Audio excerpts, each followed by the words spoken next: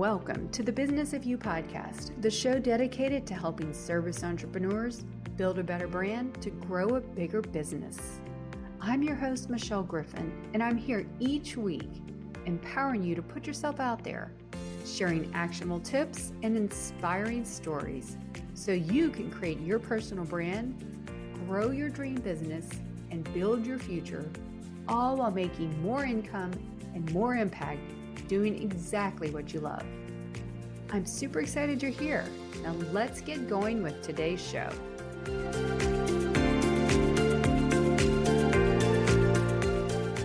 Welcome everybody to another episode. I'm your host, Michelle Griffin, and today I'm super excited to bring back someone who I heard speak just a matter of a few weeks ago, and she was so amazing, and so many people missed out. They had to hear her again. So I said, why not bring her to the show? She's one of our founding intro guests. So welcome today, Erin Geiger. Did I say that right? You did, Michelle. Yes, Thank yay. you Welcome. so much for having me. Yeah, I mean, you'd be amazed at how people pronounce my name. So it's like even Erin. Like, really? Or I'll say it at Starbucks and I have to spell it, because I'm like, who knows what'll come back. So yeah, you got it right. Because I'm terrible at pronouncing people's names. So yay for me. Gosh, same. So anyway, you're a conversational copywriter marketer, but tell us a little bit more about what you do. I know you have a pretty new venture with your husband. So tell us all the good things you do and we'll learn. I've been creating copy, online content, and products for, over 2 decades now. So I started during the .com boom of like the late 90s, early 2000s. And I always say, I'm like, if anyone listening was there during that time, let me know because we have stories to swap. Oh, yes. Oh my gosh. It was a crazy time to be in the San Francisco Bay Area when online was booming. It was crazy. So I've worked for both Fortune 500 companies, CBS, and tech powerhouses, CNET. But then I've also helped so many solopreneurs and startups kind of along the way. And I was super unique in moving out of California to Austin, Texas. I feel like 90% of California, I was laughing with someone the other day. It's like, if you're going to move out of California, you're going to move to Portland, Nashville, or Austin. Austin, exactly. I'm loving the entrepreneurial culture here. So now I founded Muscle Creative. I teach small businesses really to grow impact and revenue through conversational copywriting, how to have an organic discussion with copywriting from emails to sales pages, social media to increase engagement, but also obviously to convert their audience to customers, right? Exactly. So I'll do that through digital courses, my membership, and I do one-on-one right with you sessions too. Exactly. No, and I love how I think you've branded yourself the copysation. Is that right? Oh, yeah. I have a term I coined called copysation. It's turning your copy into a conversation. Yes. So it's ongoing, right? So much less stressful for people too. Mm-hmm. Yeah. And so just so people know, where was that previous talk? Fortunately, it was on Clubhouse, but sadly we couldn't record it. So that's what she's alluding to. Erin was a wonderful guest last month in our Personal Branding Mastery weekly show. And she was such a hit. And unfortunately, just time and everything, not everyone in the world could hear her. So here we are doing the exact same. It's an encore. You were so good. So basically, it's all about copy in the sense of email marketing. Today, we're going to be talking about email marketing as a tool for your personal brand that you're probably not using that is going to completely change your business. So Erin, why is email marketing so important for personal brands?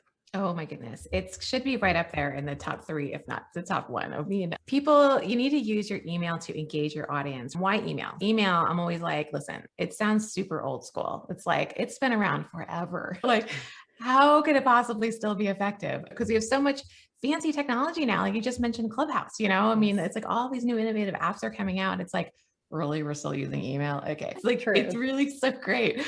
So, and if you look at the stats, like you really can't deny it. Like McKinsey and Company did a study and they were like, email marketing is up to 40 times more effective than social media. Okay. And the same study showed that the buying process happens 3 times faster through email than it does in social media.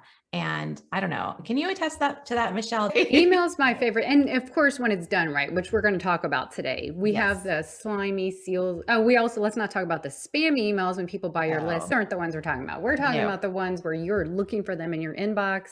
When they're not showing up on consistently, you're like, what happened? Going to tell us how to do that today. Email is important. And also too, didn't you mention something about renting versus owning. You want to talk about Yes, that? I will, Yes. because listen, there's the top three excuses that I hear from people who are not using email for their business is number one, they're like, I'm on social media. So, I don't need email. Why would I'm growing my audience on social media, or they don't have the time, or they don't know what to write. Okay. So if we tackle the first one, so there are two things I have to say about building your business on social media instead of via email. Number one, let's say you're growing your following primarily like on LinkedIn.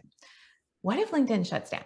And you might look at me and be like, Erin, that's never going to happen. But did we think the past year was going to happen? And it has shut down for like a couple hours, like earlier in January, it shut down for several hours. Remember? Do you remember Right. that? And it's like all these unexpected things happen, right? What if LinkedIn sticks around, but it changes focus? We've already kind of seen that happening, right? LinkedIn really was attracting more of a corporate base, but now it's competing with the other social media platforms. It's for user engagement and connection, and it's gaining traction with entrepreneurs. It's already starting to shift, right? So if it changes focus again and not to the benefit of your business, or what if your audience jumps ship? Because a lot of people are jumping off of Facebook now. It's like you kind of never know. So guess what? You're building a key aspect of your business on a platform that you don't own. Okay. Not only do you not own it, but you have zero control over it. Algorithms change, business objectives for that platform change, access changes, and you're just along for the ride. Because what if you take an action on that site that is frowned upon by that platform and you're kicked off? Like you're forced to leave the island. LinkedIn jail is a real thing. And I know people who have landed. Yes. LinkedIn jail, Facebook jail. People are like, I don't know how to get out of this. I don't know what I did. It's not very clear. It's not like they tell you exactly the actions you took. But yeah, you have no say in it, no control. Immediately your audience, the customer base that you have maybe spent years nurturing is gone, just done. Right. And so it's like people are usually nauseous by this time. They're just like, oh my God. Yeah, it really is. And we're always saying diversify, right? And you don't want to like put all your eggs in one basket. The second thing about growing your business basically on social media versus email is the intimacy and reach situation. There's really none on social media. Okay. Here's how I see it. Imagine you're at a party. Okay. It's outside. We're being safe. There's hundreds of people there. It's loud. Maybe there's a live band playing. There's white noise, random chatter happening around you. A friend of yours that you haven't seen in a while is at the party. You're trying to find each other. And then you're like, oh, she's by the bar. Oh, no, the other bar. They're like, she's by the photo booth now. So every time you look for her, you get interrupted. Random people are coming up to you, like chatting with you, and you can't place them. What's their name again? How do I know them? That's social media. It's like a big, loud party. It's like mostly full of random people that you don't know, or you have nothing to do with, or have nothing to do with what you do. And it's extremely difficult to find the one person you actually want to talk to. Okay. Social media. Exactly. So now let's take it on the other end of the spectrum. You're at an independent coffee shop. It's late afternoon. There's only a couple of other people. They're sipping coffee. Some are working on their laptops. There's a guitarist playing like mellow music. You grab your drink and you settle yourself into a comfy couch. You hear someone call your name. It's your friend. She grabs her drink. She sits down. You start chatting right away. You immediately start to catch up. That's email. It's a special, intimate connection with the exact person that you want to reach. And with social media, it's on average, I think like 10%, and that's on the high end, or less that will even see your posts, right? Yep. And on Instagram, only about 1.16% so pathetic. are engaging in that content. Facebook, it's about 0.27%. LinkedIn's around 0.54.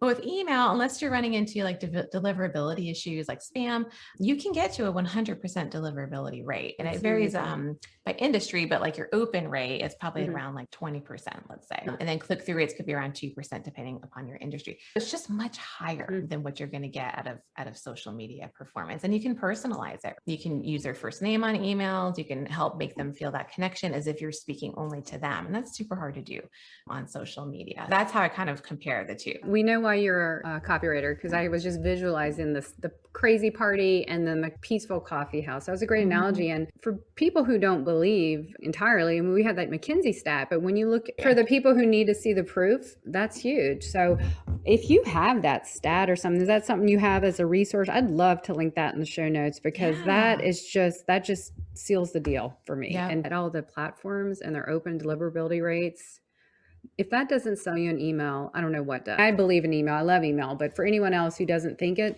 so we got to tell people. And I'm always been a firm believer. I used it heavily in my last job in events. And also too, the thing about it, it's you're in their inbox and you stay there. Social media, the feed is fleeting, right? You're never there. You're there, but maybe a second and you're forgotten. Unless they delete you, but at least you're in there, top of mind. Yep. I love those ideas. We know email is important, completely important. You've had us sold. You didn't have to sell me. I think you just sealed that deal. Okay, where would we start? What are some of the best practices? I know you dug deep in the what to do, what to don't. I think we'll get in a little bit of your content strategy. Tell us, give us the whole. Because you're like, hey, okay, now I'm doing email, but how do I construct a subject line? What do I say to these people? I'm going to go into that. It's helped my business so much. Like I've used email. I've used it to sell my digital courses and membership, but 90% of the time I'm growing that relationship. It's not like sell, sell, sell. So the vast majority of the time I'm talking about free content, like my weekly podcast episodes. Let's say I'm having a conversation with my audience. I'm not talking at them. So when it comes to sell, which we should all feel fine about doing, by the way, there's a relationship there. It's not, oh, here she is selling again. They're actually interested in what I have to offer because it's been a two-way street. So now you're like, okay, awesome. I'm going to do these email things. How do I get people to open them? So I'm going to assume you don't have any deliverability issues. There's no spam issues. Your emails are being delivered to your subscribers. So if that's the case, and your email subject line is your first line of defense, okay? That and the preview text are what your subscribers see. And that's what they use to judge whether they want to use their time to click on that email or not. It's going to be like, what's in it for them? And I always go over, there's 5 aspects of like what I call super clickable subject lines that I teach. I'll just go over them really briefly. These are the good things. These are those 5 tips you gave us last month, right? Yeah. And so if there's like pen and paper note takers, now's the time. Or grab your OneNote, whatever you use. The first one is the element of surprise. An unexpected subject line can catch your reader off guard, but in a good way. The critical component to remember here is that it should come off as organic. It's not just for like shock and awe to get them in. This could be something from a personal experience, a professional situation, even a dream, a distant memory. Each can stop your reader in their tracks and elevate your email above the others in their inbox. One example is, and this actually was a dream I had, random, but it was, I woke up with rainbow hair and a small unicorn horn. Did you put that in a subject line? It's on my list to try. I haven't tried it yet. Awesome. It's so funny, but I'm going to throw that one in there because like, if I saw that, I'd be like, what in the world? I need to click on that. Or like that time I realized I hated X. And maybe it's something that everybody loves, but you hate it. I hate mushrooms, kind of stuff like that. And the second one, so that's element of surprise. The second one is intrigue. So I kind of liken it to this. Like, have you ever been to a party and then while circling the room, you kind of hear something so fascinating, it stops you. You almost bump into the server with a tray full of Prosecco or whatever. It's so interesting. You wonder like, how can I shimmy my way into this conversation or more? That's intrigue. It gets your attention. So the same is true in email subject lines. It's mesmerizing. You have to know what happened. You have zero choice. You've got to open that email. So some examples of that is like, it was all fun and games until it ate my entire camera. Or he dropped this bombshell after 56 years of marriage. Or after spending like $36,000, I finally realized it was a mistake. You're just like, dang, what happened there? I need to figure that out. So that's the third one is drop some knowledge. And I kind of joke, I'm like, it's not just 90s slang. Exactly. But you can leverage the subject line to raise awareness. You can make an impact. You can educate, drop some knowledge. It could be a statistic. It could be a lesser known fact. It could mention in an action or a situation going on in the world. Some examples might be nearly 13% of all adult cancers have this in common. Or, these are the 10 countries with the worst water access. Or my biggest lesson growing up in poverty, something that's going to educate somebody on something. That's like the third one. The fourth of the 5 is that you're in their head, but not in a creepy way. Okay? So you want your reader to feel like you are speaking directly to them and only to them, as no one else is on your email list. So there's a sense of intimacy in email. So it's like I compared it before, being at a party, social media, that's vibe. Grabbing a cup of coffee with a friend, that's email. So to take this further, you can personalize the subject line with their first names. Like it could be, are you coming, Erin? Or we're about to start. Or I saw these and immediately thought of you. or this happened and I knew only you would understand, that kind of thing. And the fifth one is it gives you all the feels, right? It can be a variety of things. It can tug at the heartstrings. It could be a sense of empowerment. It can also inspire. It can shock or outrage you into action. So most of the time, this subject line appeals to your heart more than your head. It could be something that motivates you to reach your goal or propel you to take action to right a wrong, or it could play on human emotion to make that connection. So it could be, examples could be like the words hospice care rang in my ears, or why haven't you been to a protest, or she was out of jail again and he was terrified. Something that's like, oh gosh, what's going on there? And so those are the 5. And also some tips too is that try not to use title case in your email subject lines. It's going to read as a promotional newsletter. And again, for some, you might have a super engaged email list and you're going great and title case works for you. Awesome. But in general, kind of stay with that or test it out and see how it works for you, and stay away from spammy words. Like I can do a whole other training about subject. What do you think about like CoSchedule's headline checker? And most email things have spam checkers right now in it. And they'll say, this sounds a little spammy. Don't most of them have that? They do. It's super helpful. And they'll even tell you, try to keep it to 9 words or less, maybe use 1 emoji, that sort of a thing. Exactly. So things like free, rich, promotion, that kind of to their inbox or trash or spam or something. We mentioned these are subject lines, but you also mentioned the preview text was just as important. So what are your strategies for preview text?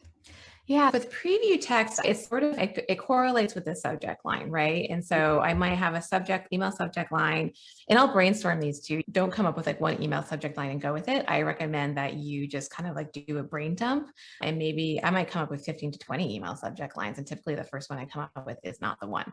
Then I'll come up with the preview text, and it'll be usually a little bit expands upon the subject line. Like, couldn't believe this happened. And then the subject line, even the preview text will be something that goes along with that. Typically what I do for that. So good question, because a lot of people, they do see that preview text before they open an email. And then I always say create a subject line bank too, so that you have subject lines to pull from. So maybe like take 10 minutes and kind of do a brain dump and think of like relationships, memories, look at photos in the photo bank on your phone, everyday happenings. Kids are a treasure trove of this stuff. Exactly. Jot down anything that comes to mind, and it can be in phrase form, because these thoughts can actually morph into email subject lines. And especially, as I'm going to go into in a minute, if you're making your emails more conversational and you want to actually make a connection with your audience, then your email subject lines, if it's like a memory or something that has happened or something your kid said, that's going to get attention. People are going to connect with you. So if you kind of do this and you have like an email subject line bank that you can kind of go back to and be like, oh yeah, and that goes along with what happened to me this week, or that goes along with the new blog post. And then you can update it. And here I have told you I'm an email nerd, because I have 2 other Gmail accounts devoted just to follow really good email marketers, because I love to study the craft of copy and content. So look at those for inspiration. See what, is prompting you to open it, and you can be like a student there. So that's some of the ways I tend to do it too. Do you do that as well? I do. I'm using OneNote right now, and I'll have a section that's emails I love. And so I'll do it 2 ways. Sometimes I'll copy and paste certain text that was really clever. I'll do that. And then sometimes I'll have like a folder, and I'll just like move them to a folder in my email. You can look at something, get inspiration, and then spin it for you. We have covered the most important thing. I kind of think subject lines or the preview, I equate to like a website headline and subheadline. If you want them to get that click and move on, we got to have them with an intriguing, irresistible. And so those are 5 amazing tips. So write those down, and we'll have them in the show notes, but those are something we should always frame all our subject lines. So thank you for that. So once we get the subject line, right, and we're hoping they're going to open us up and click it, then they got to read it. They got to read it to hopefully click for more. So is that what you want to discuss next? Because you really told us some gold last month about the content structure, I think is what it was, right? Yeah. So I call it the anatomy of an engaging email. People are opening your emails. Woo, it's time to party. But what should they say? How should they be structured? First, you're going to connect with a story, an anecdote. It could be a quick narrative. You got to get them interested by telling a story or anecdote that they can most likely relate to or see themselves in. I kind of mentioned this in Clubhouse, and I got comments of it, so I'll mention it again. Hypercolor, the t-shirts were a big craze in the 90s. In a recent email, I likened the hypercolor t-shirt of the early 90s to going after the new flashy thing that it could impact your business, only to realize that sweat marks by your armpits made by the heat reactive material. Not going to happen. Back to regular cotton, you win. For those of you who are too young to remember hypercolor, they had heat reactive material. So if you had like a pink hypercolor t-shirt, if you put your hand on it, it would turn purple. So wherever the heat. So if you sweat, unfortunately, it would also turn color. I went so far in this email, I included a picture of me at 14 years old in my hypercolor t-shirt. That's awesome. We should put that in the show notes as a reminder. There's the story part, right? Then it brings me to the second part of the email. So you're going to tie that story to the point of your email, whether it's your latest content, your latest promotion, or a tip that you're sharing. I tied that story, that memory, to my latest podcast episode, which was all about how to use email to increase your revenue, even though it's been around the block a few times, right? Mm-hmm. It might not be shiny to you anymore.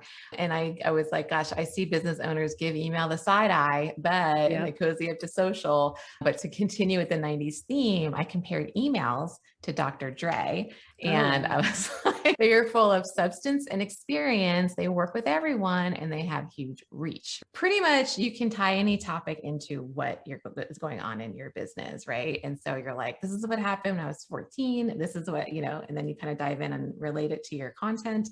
And then third, you're going to tell them what you want them to do. Okay.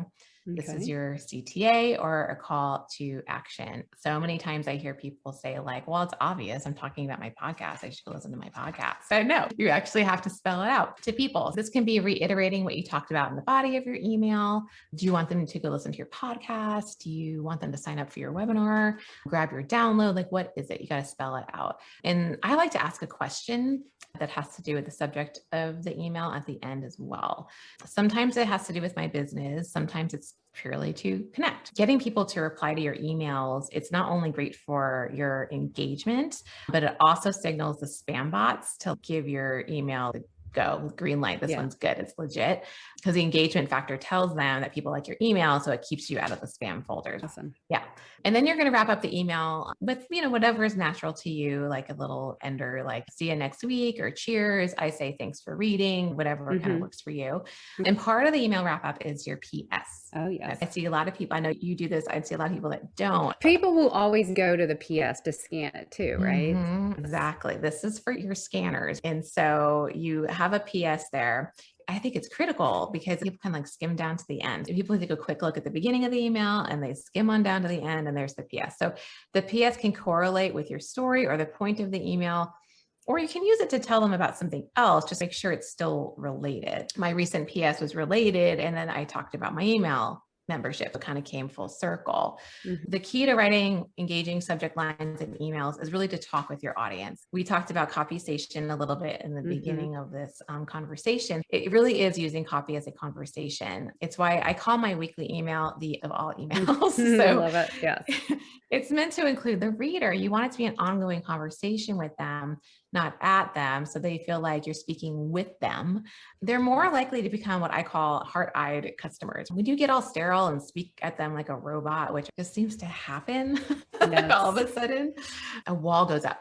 And it's hard to take that down. You really want to connect with them. That's kind of like the 5 things I go through for email subject lines and the anatomy of how I create emails. And I hope that helps your audience. God, it is so helpful. I mean, people would have to pay a course sometimes for all the value you're giving. This is great frameworks that people can use, because either sometimes people are too, like you said, brands are very, very guilty of this. Some of these retail e-commerce brands. And also I want to ask you about length. I see way too long emails. What's your take on length of emails? Yes, it is harder to write a shorter email than it is to write a longer one. It takes what it takes, because being a copywriter myself, sometimes it's going to take a longer email. And if what you're talking about, you're like, listen, they need this information, it's part and parcel of what I'm talking about, that's fine. But just make sure that you structure it in a way that it's easy to digest. So a lot of white space, so you're going to do 1 or 2 lines, space, another couple of lines, space. So it's easy. Bold the sections that you really want to get across. Sometimes I use like Giphies or memes in my emails as well to break it up and to kind of have that entertainment factor as well. And I'll usually have an image that also promotes, like I'll have an image for my podcast or something like that. But every image that I put in there, which I only do 1 or 2, because we don't want to get spammy, I have a link. So every image should link out. Even if you put Definitely. in like a meme, it should link to whatever you're talking about Ex- for that. I would say a lot of white space, bolding, use an image or two, don't go crazy, and then go back. So I write my emails in Google Drive, right? The Google Docs or whatever. I write them and then I go back and I start chopping away. I did a post on LinkedIn recently, just the other day, I think, where it's like, you're probably going to delete your intro. Like usually the intro is not needed because it's like the foundation and you're building it up. And it's like, no, especially in emails, drop them right in the middle of the conversation that they're just like, what's going on? And so write it out and then start chopping away. Cause you're right. You don't want a novel for email. Yes. People aren't going to read it. So try to make it as short as you can. But then if it is a little bit more heftier, just use those tips I gave you to try to make it more digestible. Yeah, because if it's interesting and like more story based and relatable, of course, to them, they're going to read it. So you don't have to be short, but you shouldn't always be long. Mix it up is key. We'll get into some of the mistakes and then your top 3 overall takeaways. But we talked about what will I say in our talk last month. You said you could use your blog. In your case, you use your podcast episodes in your weekly emails. Is that what I'm hearing you say? Yes. And then you wrap a story around it. And that's a great way twofold to have content for your email, then to get some extra attention on the podcast. If our audience here has a blog or a podcast, what's your best takes to use that weekly content so it's fresh? Every email is fresh and it's not just, here's my blog post, here's my podcast episode this week. Yeah, I'm going to kind of morph this into the mistakes thing too. Oh, definitely. People start an email, but then they're not consistent, right? So one thing that I say is like, and I get it, it's tough, right? It's like, oh gosh, what am I going to say to these people every week? But 2 things there. One is if you pick a podcast, a video series, or a blog, let's say written word, you're going to have something to talk about every week. Okay. It's just going to make it so much easier for you instead of just trying to think of like, what in the world, And so if you have one of those, like, that's what I do. Like I look at my podcast episode and I look at what the person says. I create everything first before I write my email. My process is I'm going to create the show notes and everything for my podcast. I'm kind of like, I'm in it. I'm in the trenches of that episode. I remember exactly what the person said, what they were talking about. So then it's fresh in my mind. And then I think about my email and I'm like, okay, this person was talking about this challenge. Okay, what happened in my life that could correlate? And then that's how I tie it in. And it could be silly because people like silliness sometimes. And then it shows that you're human. That's what I would say there. And then along with the mistakes is not being consistent, but then also people get stressed out about it. So they're just like, okay, I have to do it every single week. You don't have to do it every single week. Like pick a consistency that works for you. If it's like a quarterly update, awesome. Start there, and then maybe work your way to monthly, then maybe work your way to twice a month. Just pick the cadence that is realistic for you at that time. And then you can slowly, gradually work your way into maybe weekly. I know some lists, they like to get emails 3 times a week, and other people don't. They want it like a quarterly digest. It's a lot of testing with your industry and your niche and your particular audience as well. And there's no, unfortunately, golden bullet that I can tell people, do this and your email, your open rates are going to skyrocket. It really is a lot of testing because everybody's audience is quite different.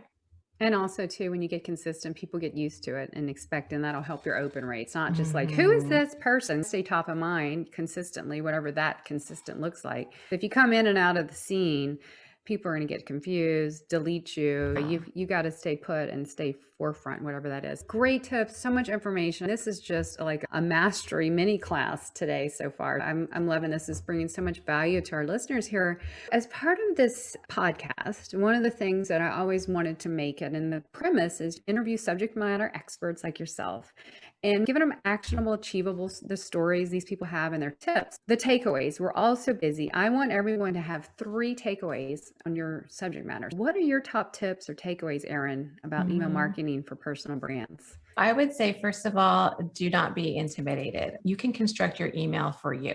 Don't look at what other people are doing and you're like, okay, that's what I have to do, because it's your personal brand. It's you. That's what should be coming through in your emails. Always remember that.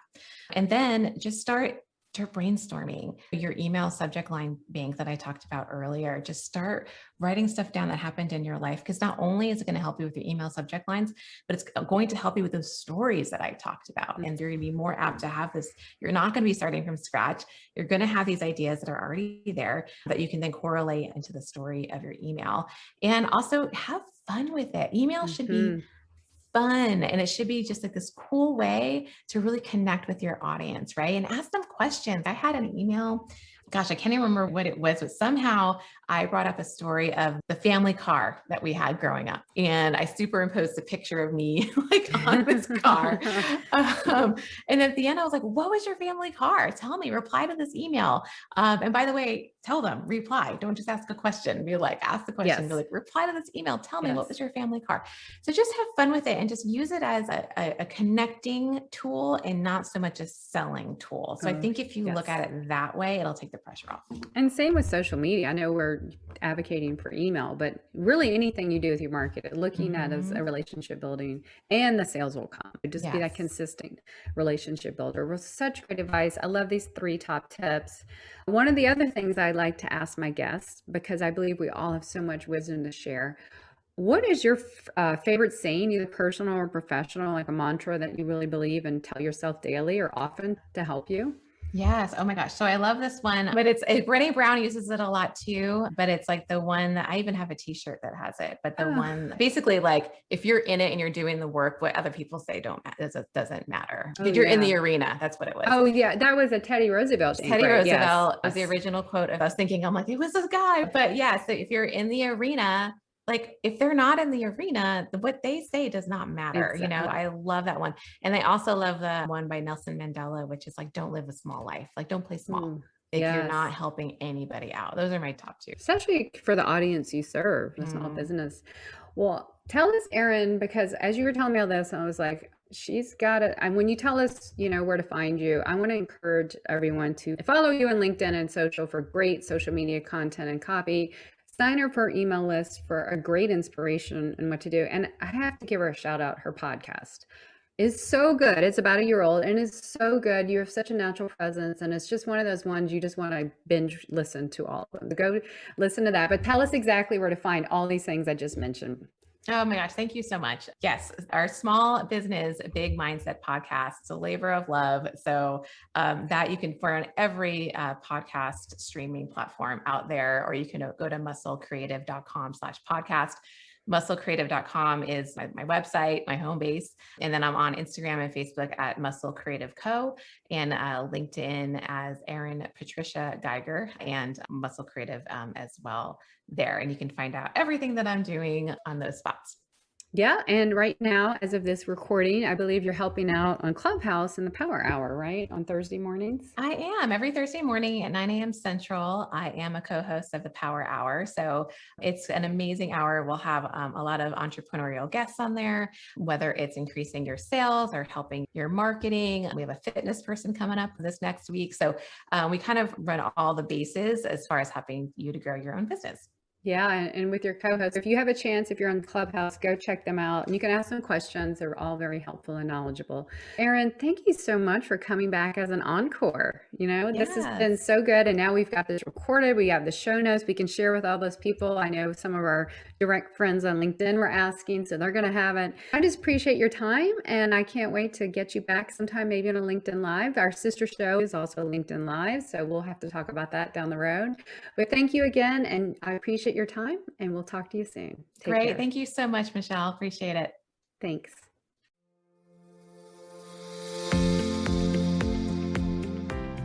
Thanks so much for tuning in today. You know, we definitely need more impactful entrepreneurs like you out there.